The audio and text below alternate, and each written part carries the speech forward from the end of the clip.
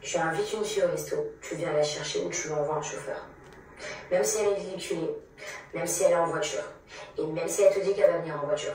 D'ailleurs, les filles, pas du tout en fait. Il vient vous chercher. Ouais, c'est une excellente idée. Comme ça, si l'homme en question, il a des mauvaises intentions envers la meuf, il sait directement où elle habite, quoi. C'est vrai que donner ton adresse à une personne que tu viens de rencontrer, c'est vrai que c'est une excellente idée. Surtout par les temps qui courent, hein. Je ne sais pas si tu es au courant, mais dernièrement, il y a une femme qui a dit dans un média, dans une chaîne d'infos, hein, je te laisse deviner laquelle, je la cite, « Tous les hommes sont des potentiels agresseurs et tous les hommes sont des potentiels V, ça commence par V, ça finit par R, je te laisse deviner le mot. Donc, je ne suis pas sûr que ton conseil soit d'actualité, si tu vois ce que je veux dire, tu vois. Donc, bon, on le voit hein, que tu as mis, tu t'es donné hein, sur le style vestimentaire, tu as mis un petit trench et tout pour paraître classe, comme ça tu t'es dit que bon, ça va me rendre beaucoup plus crédible. Mais tu sais, ce que tu sors de la bouche est tout aussi important, tu vois. Donc, Princess Treatment 2024, tu t'es dit que bon là il y a une opportunité pour faire des vues, des likes, pour paraître intéressante parce que tu es seule et que tu ne maîtrises d'ailleurs, tu ne maîtrises pas tes propres relations, mais tu te permets quand même de donner des conseils. C'est quand même ça qui me fait doucement rire. Hein. J'avais fait une vidéo sur toi, je ne sais pas pour ceux qui s'en rappellent. Cette meuf avait pleuré. Pourquoi? Parce que deux hommes l'avaient ghosté. Ils sont pas à 100%. Et en fait, eux, ils peuvent te quitter du jour au lendemain, sauf que moi, je peux pas. I can't, je peux pas. Enfin bref, je tiens à vous dire que si vous avez déjà fait ghoster, bah, je suis grave avec vous, genre. Je sais à quel point ça fait grave du mal. Moi, j'ai vécu deux fois de suite. Mais non, tu comprends pas pourquoi. Tu es inintéressante, c'est ça la vérité. Et comme tu veux pas te remettre en question, donc à chaque fois, tu essaies de trouver des excuses à ton échec. C'est ça le problème avec les meufs d'aujourd'hui, c'est que vous faites des vidéos non pas pour essayer d'éveiller les consciences, mais juste pour vous rendre intéressante. Ça, c'est une manière de faire ta pub, parce que je sais ce qui se cache derrière ton discours. Tu vois, moi, on me la fait pas, tu vois. Tu vas pas nous prendre pour des chèvres. Comme tu as l'habitude d'être approché par des hommes qui ont de l'argent, les footeux, les influenceurs, tu vois. Et donc, forcément, tu veux transposer ça et adapter ça à la masse, aux hommes du quotidien. Pour un homme qui a de l'argent, ça ne lui coûte rien. Ça ne lui demande pas le même type d'effort, si tu vois ce que je veux dire. Donc, ce n'est pas parce qu'il est capable de dépenser 2000 € pour un date, parce que je tiens à rappeler qu'un date, c'est pour faire connaissance, c'est pour apprendre à se connaître, et non pas pour sortir le grand jeu. On a l'impression qu'aujourd'hui, il faut verser une dot pour dater une meuf. On vit chez les fous, quoi. Voilà. Non, cousine, ça ne marche pas. Alors que pour un homme, par exemple, qui touche le SMIC, il a 1350 € net et 1700 € brut. Tu vois, si un mec doit systématiquement dépenser 1/5 de son salaire pour dater une meuf, il le fait 3 fois, à la fin du mois, il n'a plus rien, tu vois. Et surtout que ça ne définit pas, on va dire, le niveau d'intérêt qu'il a pour toi. Tu peux très bien faire connaissance autour d'un verre ou autour d'un café, et puis le mec, il est réellement intéressé, tu vois. Pause, petite précision, beaucoup de femmes vont vous sortir comme argument rhétorique que si c'était un homme riche, il n'aurait pas chipoté pour un restaurant. Mais cet argument n'est pas valable, étant donné que pour un homme aisé, ça ne lui coûte absolument rien. Les footballeurs, par exemple, aiment faire étalage en sortant le grand jeu au début pour impressionner. Mais cela ne veut pas dire qu'ils sont tous honnêtes et sincères dans leur démarche. A contrario, pour un homme de la classe moyenne ou pauvre, il n'aura pas la possibilité financière de fournir les mêmes efforts demandés. Mais cela ne remet pas en cause sa sincérité. Donc, cet argument n'est pas recevable. La question est de savoir pourquoi vous avez besoin systématiquement de manger dans des restaurants luxueux. Hein, j'avais fait plusieurs vidéos à ce sujet, c'est parce que vous voulez remplir vos stories permanentes pour montrer aux autres que voilà, moi je mange pas, moi je mange dans des beaux endroits, je ne suis pas n'importe qui, voilà, donc il y a toujours ce côté, voilà, où il faut comparer sa vie aux autres pour montrer que nous on n'est pas n'importe qui, voilà. Donc finalement, ça dénature les relations. Est-ce que tu penses vraiment que le fait que l'endroit va déterminer la connexion que tu vas avoir avec la personne? Non. Donc, on voit bien que c'est des conneries. C'est que, voilà, il y a une tendance aujourd'hui parce que, bon, à chaque fois, vous inventez des nouveaux adjectifs. Homme princesse, s'il n'a pas d'argent, et homme capable s'il a de l'argent. Donc, finalement, en fait, tu écartes les jambes en fonction de la somme qu'on va aligner, quoi. Tu vois? Bon. Donc, moi, je vois pas la différence qu'il y a entre une pute de luxe et une femme moderne qui a ce genre de raisonnement, si tu vois ce que je veux dire. Voilà. Donc, on va quand même essayer de l'écouter. Je m'attends pas à grand chose, mais bon, c'est assez marrant, c'est marrant. Arrivé au resto, il vous ouvre la porte. À part si un voiturier. Il vous ouvre la porte. Oui. Arrivé au restaurant, il vous tient la chaise. Oui. Bienvenue au restaurant. J'accepte ton invitation. J'accepte ton invitation. Donc là, on voit tout le mépris, quoi. Donc finalement, ta présence, elle est déterminée par l'argent, quoi. En fait, c'est vraiment des relations transactionnelles. C'est-à-dire que si tu alignes, je viens. Si tu n'as pas d'argent, je viens pas. Parce qu'en fait, moi, ce que j'essaye de comprendre, c'est pourquoi à chaque fois, il y a tout un process, en fait, pour vous voir. Pourquoi? Mais ça va dénaturer la relation. Si à chaque fois, il y a toujours des étapes. Alors, si tu veux que je m'ouvre à toi, il faut que tu me ramènes un taxi. Si tu veux que je m'ouvre à toi, il faut que tu me payes un restaurant. Il faut que tu m'amènes au beef cut ou des trucs comme ça. Mais comment tu veux augmenter le niveau d'intérêt et que tu veux aussi augmenter la tension sexuelle si à chaque fois, il y a tout un protocole? Non, moi, si tu veux que j'écarte, tu veux me bouillave, c'est ça? Tu veux me bouillave? Eh ben, aligne. Parce qu'en fait, vous avez tout le même discours et ça devient redondant, ça devient fatigant et en fait vous racontez rien de bon, quoi, tu vois.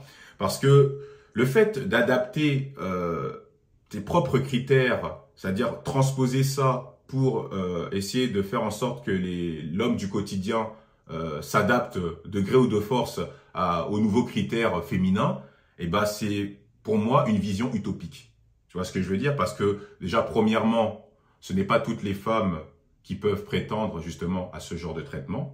Ce n'est pas toutes les femmes qui veulent forcément qu'un mec paye un restaurant, encadre toutes les sorties, tu vois. Il y a des femmes qui sont pour le 50-50, tu vois. En France, on n'a pas une pensée unique. On n'est pas en Arabie Saoudite, en Afrique ou dans les pays de l'Est, tu vois, ou dans les pays du Balkan.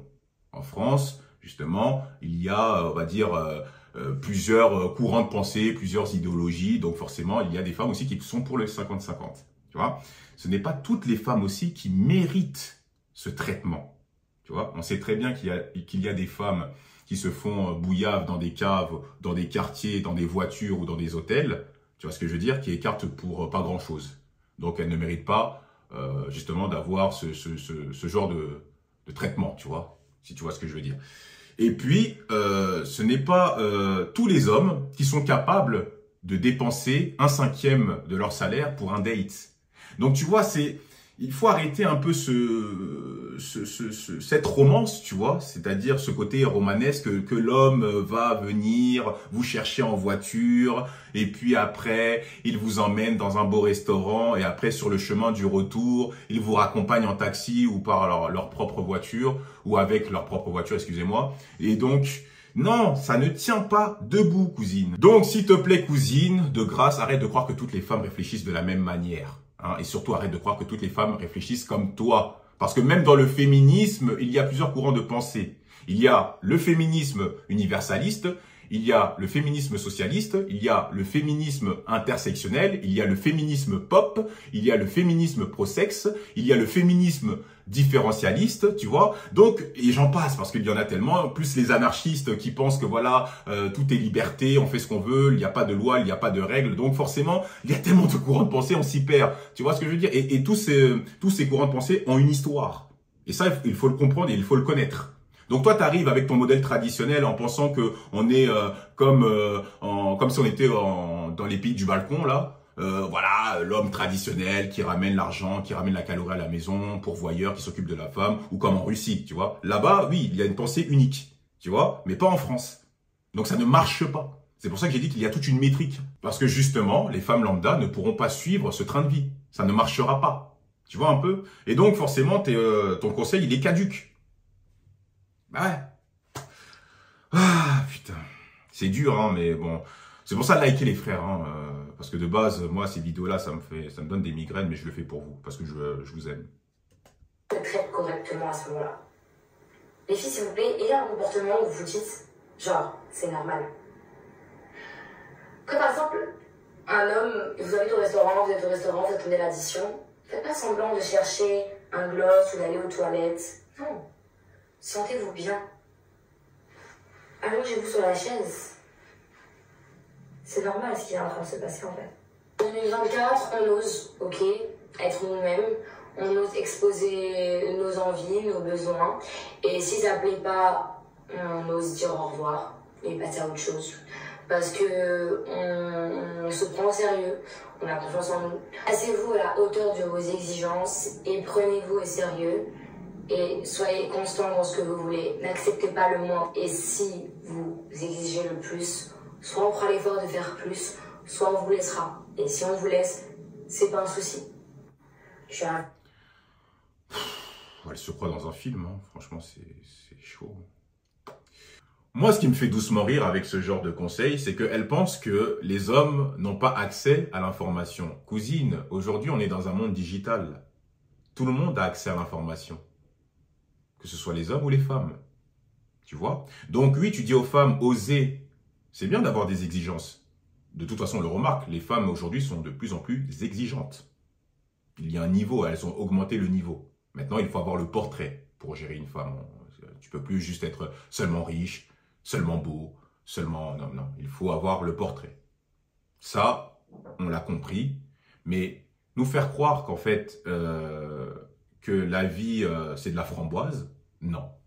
Non, non, non.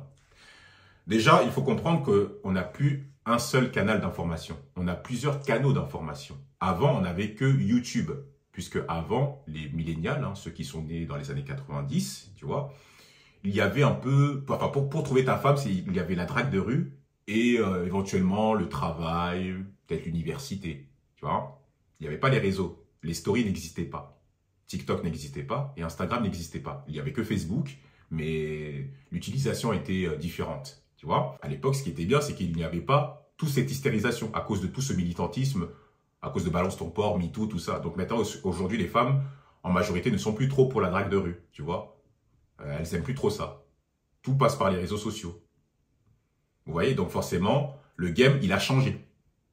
Et donc, aujourd'hui, il faut faire doublement attention. Il faut vraiment être téméraire pour même draguer une meuf. Il faut être téméraire, il faut être courageux.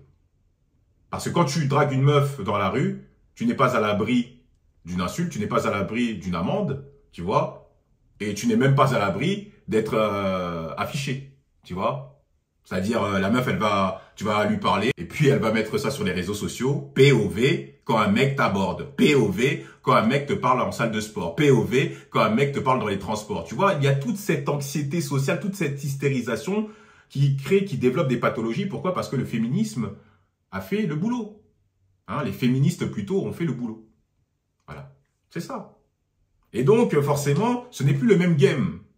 Donc, les hommes aussi, ils ont accès à l'information. Et donc, forcément, comme il y a plusieurs canaux d'information, il y a les red pill, les masculinistes.